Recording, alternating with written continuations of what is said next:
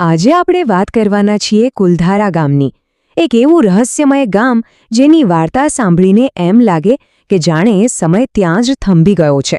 ચાલો આ વણ ઉકેલાયેલા ઐતિહાસિક કોયડામાં થોડા ઊંડા ઉતરીએ. તો આ કુલધારા ગામ હતું કેવું? જેસલમેરના રણની વચ્ચે વસેલું એકદમ ધમધમતું ગામ. અહીં 1500થી પણ વધારે લોકોનો એક સમૃદ્ધ સમાજ રહેતો હતો અને એમનું જીવન એકદમ શાંતિથી ચાલી રહ્યું હતું. પણ પછી કંઈક એવું બન્યું જેની કોઈએ કલ્પના પણ નહોતી કરી. ફક્ત એક જ રાતમાં આખું એ ગામ ખાલીખમ થઈ ગયું. અને નવાઈની વાત એ હતી કે ત્યાં લડાઈ ઝઘડાના કોઈ નિશાન નહોતા, કોઈ મૃતદેહ નહોતા, કોઈ ચેતવણી પણ નહીં. તો સવાલ એ જ ઊભો થાય છે કે આખરે આટલા બધા લોકો એક જ રાતમાં ગયા તો ગયા ક્યાં? હવે આ રહસ્યને સમજવા માટે આપણે થોડું પાછળ જવું પડશે. ચાલો કુલધારાના ઇતિહાસ પર એક નજર કરીએ કે કેવી રીતે આ ગામ રણની વચ્ચોવચ એક સમૃદ્ધ ઓએસિસ એટલે કે નખલિસ્તાન બની ગયું. આ વાત છે 13મી સદીની. ત્યારે રાજસ્થાનના જેસલમેર પાસે પાલીવાલ બ્રાહ્મણોએ આ કુલધારા ગામ વસાવ્યું હતું. અને આ પાલીવાલ બ્રાહ્મણો ખરેખર ખૂબ જ બુદ્ધિશાળી અને મહેનતુ હતા. તમે વિચારો તો ખરા, રણ જેવી સૂકી ભટ્ટ જગ્યામાં એમણે એવી ગજબની સિંચાઈ પદ્ધતિઓ વિકસાવી કે ખેતી કરવી શક્ય બની. અને આ જ કારણ હતું કે કુલધારા જોતજોતામાં એક ખૂબ જ પૈસાદાર અને સુવ્યવસ્થિત ગામ તરીકે ઓળખાવા લાગ્યું. સાલિમ સિંઘ, જેસલમેર રાજ્યનો દીવાન. એની ક્રૂરતા અને લાલચના કિસ્સાઓ આખા પંથકમાં મશહૂર હતા. જે દંતકથા ચાલી આવે છે એ મુજબ એની ખરાબ નજર ગામના મુખીની ખૂબ જ સુંદર દીકરી પર પડી અને બસ એણે જીદ પકડી કે એની સાથે લગ્ન કરવા છે. સાલિમ સિંઘે સીધી ધમકી આપી દીધી, કહ્યું કે જો એની માંગ પૂરી નહીં થાય તો ગામ પર એટલો બધો ટેક્સ નાખશે, એટલો બધો કર નાખશે કે ગામને બરબાદ કરી દેશે. હવે ગામના લોકો માટે બહુ જ મુશ્કેલ પરિસ્થિતિ હતી. એક તરફ એમનું સન્માન અને બીજી તરફ એમનું જીવન.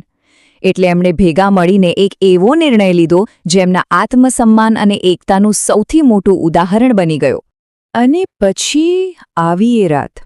એ રાત જેણે કુલધારાને ઇતિહાસના પાનામાં હંમેશ માટે અમર કરી દીધો અને સાથે સાથે વીરાન પણ.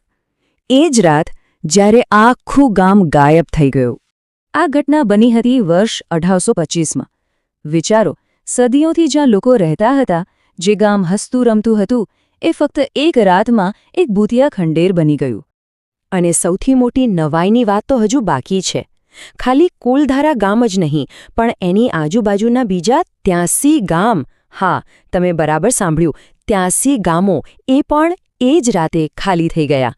મતલબ કે હજારો લોકો એકસાથે અદૃશ્ય થઈ ગયા.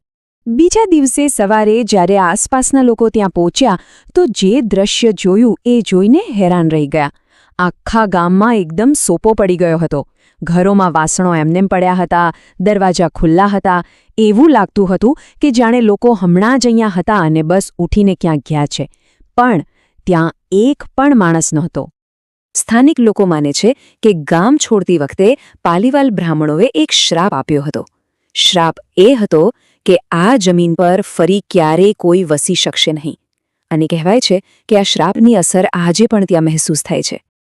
તો સવાલ એ છે કે આખરે સાચું શું છે? આટલી મોટી ઘટના પાછળનું કારણ શું?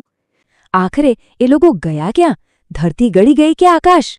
અને આ જ સવાલ આપણને વિચારતા કરી દે છે કે કુલધારાની કહાણી શું છે? શું એ ખરેખર એક ભયાનક શ્રાપનો ભોગ બનેલું ગામ છે? કે પછી એ પોતાના સન્માન માટે અત્યાચાર સામે એક થઈને કરેલા એક મૌન બળવાની ગાથા છે, જેને ઇતિહાસે જાણી જોઈને ભૂલાવી દીધી?